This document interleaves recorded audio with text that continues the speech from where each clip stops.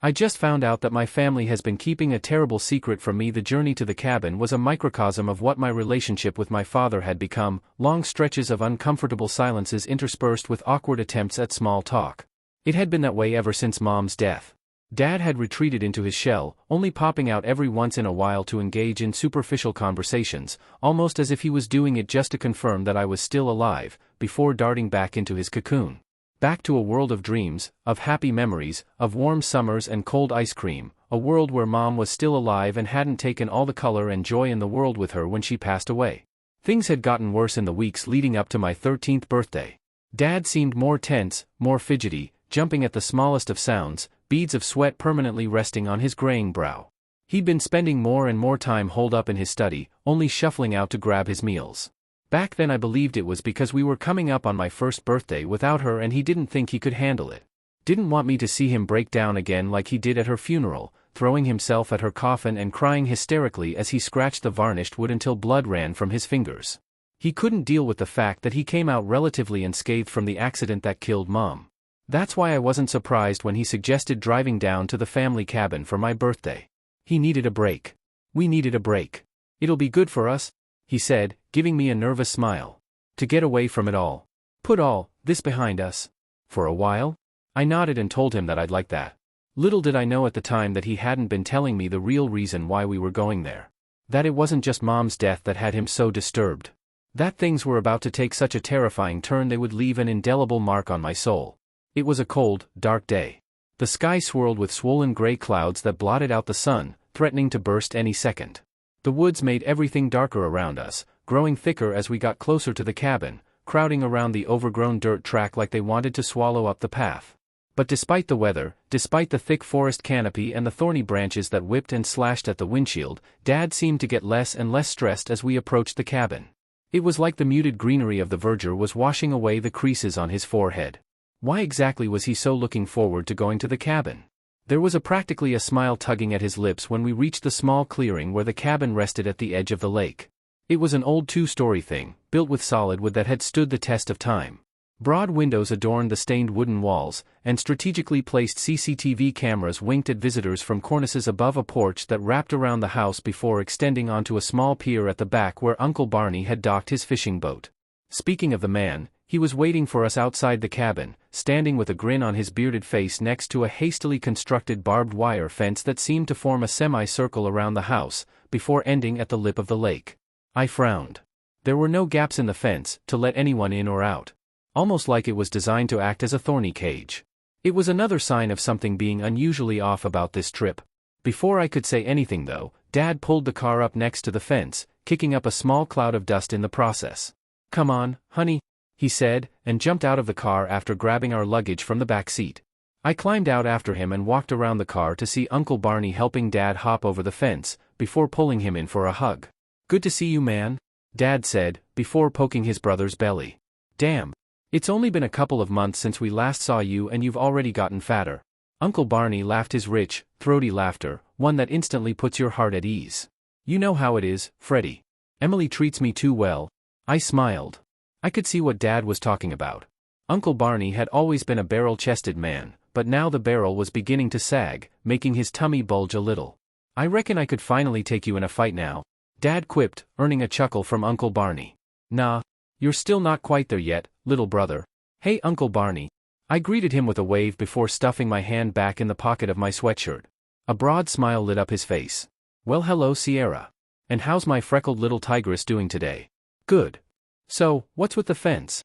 I blurted out the question that had been gnawing at me like a pebble stuck in a shoe. His face darkened, and he turned and glared at Dad. "You haven't told her yet?" My father guiltily averted his gaze. "Told me what?" I asked, my heart starting to beat a little faster. Uncle Barney quickly caught himself and smiled at me again. "Told you just how beautiful you've gotten." Thunder rumbled in the distance. "Now come on in. We'll talk inside." I knew that I wasn't going to get any answers that easily from either of them, so chose to shut up and do as I was told. They pulled the wires apart, creating enough space for me to slip in, and we strode into the cabin as the sky found a way to become even darker than it had been moments ago. The rain started soon after we entered the house, and I could see raindrops pattering on the dull gray surface of the lake through the sliding glass doors that led to the pier. Uncle Barney's boat was bobbing on the water, glistening happily under the shower while the sky grumbled with a barely suppressed rage. I carried my stuff up to my room, threw it on the bed and rushed back downstairs after quickly freshening up, ready to unravel the mysteries surrounding this trip. Dad and Uncle Barney had been arguing in my absence, about why I was still being kept in the dark and when the appropriate time would be, or was, to reveal everything to me.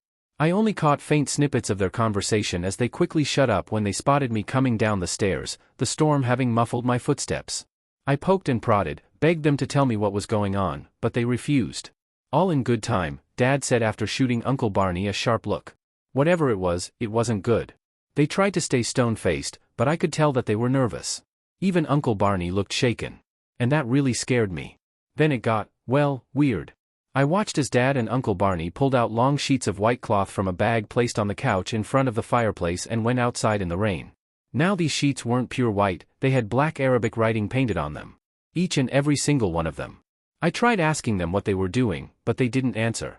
All in good time, Dad repeated. Just trust us. Boots plopping in and out of the mud, they went out and tied these sheets of cloth to the barbed wire before rushing back inside, the unrelenting rain lashing them mercilessly. I was really confused at this point. We are not a religious family, we're not superstitious, and we're certainly not Muslims, so what in the world was happening here? And it didn't end there. Drenched to the bone, with water dripping down from their clothes and onto the hardwood floor, they retrieved a hefty-looking tree stump from Uncle Barney's room, hobbled out the front door and placed it within the barbed wire perimeter. This stump too had Arab writing painstakingly carved into it. Once again, they brushed aside my questions and concerns and proceeded to change into dry clothes before coming back down to start heating up some burgers like I hadn't seen them do the most inexplicable things imaginable. While the sky still sulked, the rain had petered out by the time we wolfed down our lunch, so they took me out for some shooting practice. Uncle Barney disappeared down into the basement and came back up carrying a bag full of weapons and laid them out on the coffee table: pistols, hunting rifles, shotguns, scoped ARs. It was like he was preparing for war. It looked like he wanted to tell me more about what was happening here, but Dad shut him down. I could see entire arguments playing out between them simply by the way they were looking at each other. A slight shake of the head, an exasperated sigh, little things that communicated so much. But none of it told me what I now so desperately wanted to know. I took out my frustration on the empty beer cans, rapidly emptying a whole magazine of the Glock that was given to me. Uncle Barney whistled at my aim, and Dad remarked that all that practice we had done was finally starting to pay off. I beamed at the compliments, before I went over his remark again and realized that there was something different about this target practice. Something a bit more serious. The rest of the day was the same. A strange tension clogged the air in the cabin. The secrets were setting my nerves on edge. I wanted to scream, to shout, to cry, but kept it all bottled up like my grief at Mom's death. I even gracefully accepted the medallion my father gave to me, a gold coin with Arabic phrases etched all over it, wore it around my neck and swore on Mom's grave to never take it off, even as 1,000 questions swirled around in my head like a maelstrom. Thankfully, or maybe not so much, I got my answers after dinner. Wood crackled with a soft hiss in the fireplace as Dad sat me down on the couch in front of it. Uncle Barney stood off to the side with fear and worry etched on his face. Dad took my hands in his, and attempted to smile. It was gruesome. So, I whispered, afraid of breaking the spell. Are you guys going to tell me what's going on? Sierra. Dad began. You know I love you, right? I nodded. And you know your mother loved you as well? Yeah. She loved you deeply. More than anything in this world. I want you to keep that in mind when you've heard what I have to say. Okay. I nodded again. Now, I'm sure you're aware that your mother had a very difficult childhood, he continued. She was orphaned very young, was thrown into the foster system where she went through things that no human being should ever have to go through. I felt the heat from the fire wash over my face, the medallion cold against my chest as Dad's grip on my hands tightened. She developed a cocaine addiction in her early 20s, and was on the verge of being driven homeless. I gulped. I had heard about this just last year. But then she put her life together, bit by bit, piece by piece, crawling out of the hell she had fallen into, before meeting me and doing me the honor of building a life with her. Dad blinked, and teardrops fell down on his cheeks.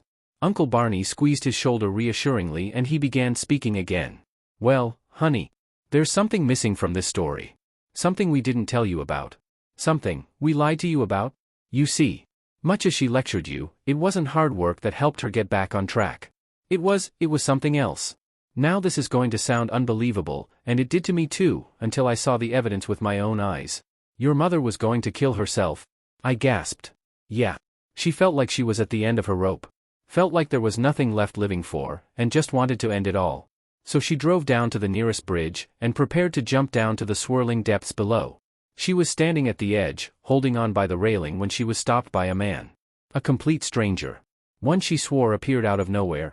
She said there was something hypnotic, something otherworldly about this man, and before she knew it, she had backed away from the edge and began telling him about her life. And why she was choosing to end it. Now this man, and this is where it gets strange, so stay with me, this man offered to fix everything for her. He told her he'll give her a gift, love, happiness, the life she'd always wanted. All she had to do was reach forward and take his hand. And she took it, and the rest is, as they say, history? Only there was a catch. Uncle Barney added. Dad glanced at him, and then looked back at me. Right. The man wanted something from her. Something that your mother, being as cynically hopeless as she was more than happy to give. What? I asked. Dad's voice began to crack. Her firstborn child. To be collected on their 13th birthday. You. I shook my hands free. This isn't funny, Dad. How dare you make a joke of this?